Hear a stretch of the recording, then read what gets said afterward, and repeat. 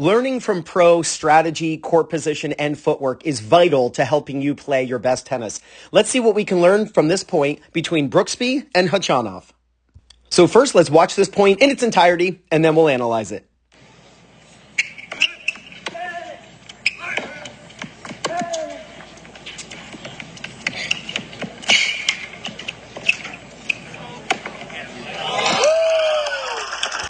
So please first go out and film yourself playing matches so you know what you look like and you can compare what you're doing to what you learn in this video. First, notice where Brooksby is standing, and now notice where he's standing to make contact. Look how far forward he's moving.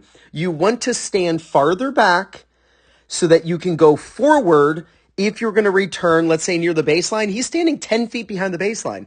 And then when Khachanov goes into his toss, that's when you see Brooksby start to move forward. So he gets pre-movement and is attacking the return. Now, the proper split step timing, as you know, you should be in the air as your opponent makes contact. So there, we can actually put these two right in the same frame. Perfect. Watch Khachanov as he's making contact right there. Notice Brooksby is in the air. You want to be in the air as your opponent hits, whether you're at the net or returning serve or during a rally, it doesn't matter. The timing is the same. You want to be in the air as the opponent makes contact.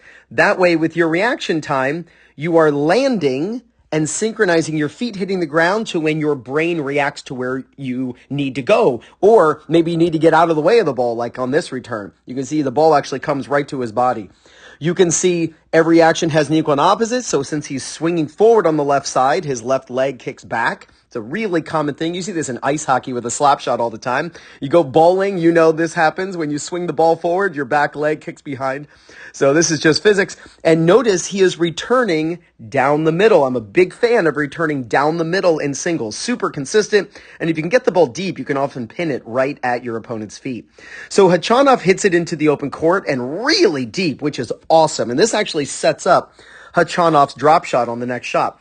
But we can see Brooksby use kind of a modified mogul stance. That's where it's an open stance, and then you kind of hop and finish in an open stance again. But players are often saying, hey, Ryan, how can I work and improve my drop shot? Well, the first thing you can do is set it up with the shot before. So when you hit a deep shot and push your opponent back, that's actually a perfect time to go for the drop shot because now your opponent has a farther distance to go. So watch, Khachanov goes for the drop shot. So he pushes Brooksby back, then goes for the drop shot. So start doing that. Don't think of drop shots in isolation, that you just do them out of the blue. Try setting them up by pushing your opponent back. When you push your opponent back, that's when the drop shot is, correct to go for it, just because it's going to be so much easier to actually get your opponent in trouble. Now, this is actually pretty funny. When I was checking this point out, before I pushed record, look at Brooksby. He's kind of like doing the dab. Like, isn't that interesting? That's so funny. All right. So when I'm just going to leave Brooksby like this. Sorry, Brooksby. So when your opponent hits a drop shot, it's important that when you run forward, you're pumping your arms. So look at Brooksby running. He's not putting his racket behind him. He's running to get to this ball. So please, sorry, it's just so funny. When you are running forward off a let cord or when your opponent hits a drop shot, pump your arms. That way you get to that ball as fast as possible. Now, when you get up to this ball, you have to understand, are you going to get this ball above net level or are you going to get to the ball below net level? If you're going to run forward and get to the ball when it's above net level, have your topspin grip as you run forward. But if you're going to get to this ball when it's low, have your volley grip. So we can see Brooksby is playing this ball low. So he has his volley grip and he's going to put a little underspin on this ball. That's a really important idea. When you're running forward, you choose what grip you're going to use based on the height you're going to make contact. So he's running forward, and let's look at Khachanov. If you hit the tape or you hit a drop shot and you bring your opponent in, you want to be inside the baseline if you know that your opponent is going to be contacting the ball below net level. The reason Khachanov is inside the baseline is he has to be aware of, or wary, I should say, of the fact that Brooksby can hit the ball short. And if Jensen hits the ball very softly and kind of drop shot's a drop shot, which is a smart strategy, then Khachanov wants to be up there to get it. Now, Brooksby sees and knows that Khachanov is slightly inside the baseline. So he's got to be careful about going for the drop shot. So he actually goes for the shot that I would recommend you hit. It's called HTL, hold the line. You want to keep the ball in front of you and hit the ball when you're down below down below net level. It's a great idea to keep the ball in front of you.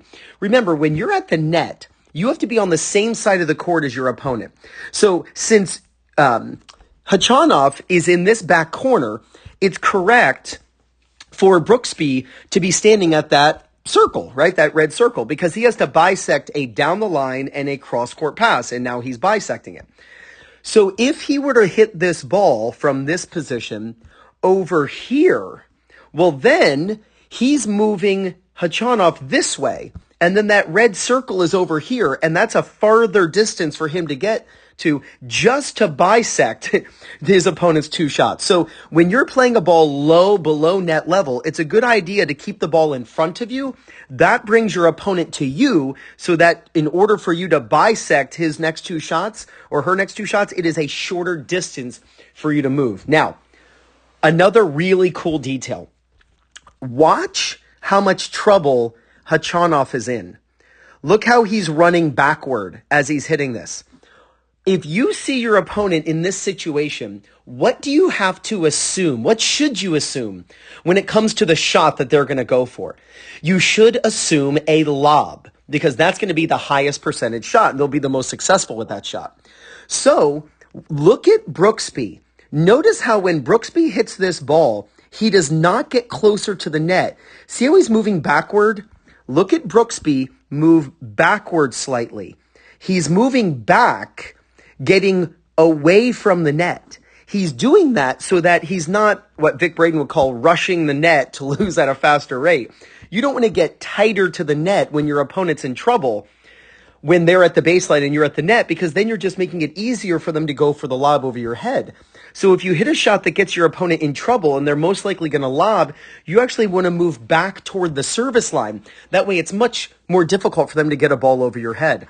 So the ball actually comes right to him. Notice Brooksby's overhead technique. He does not point to the ball. You don't want to point to the ball on overheads. You want to turn with both hands on the racket and then beautiful, knock the birthday head off movement right there from right to left, circular swing, and then he hits it into the open court. By the way, notice where he hits this ball. He does not hit the overhead deep. There's no reason to hit it deep. It's too risky.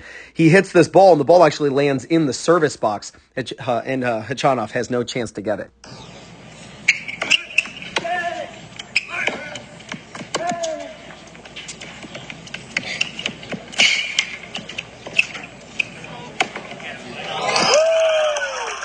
And real quick, one thing I should have mentioned is watch how Brooksby does this slide. That's a way for him to really put on the brakes because he knows where Khachanov is. He knows the shot he's going to go for, and he knows that he does not want to get tighter to the net. So he actually does this little slide and then gets back into position.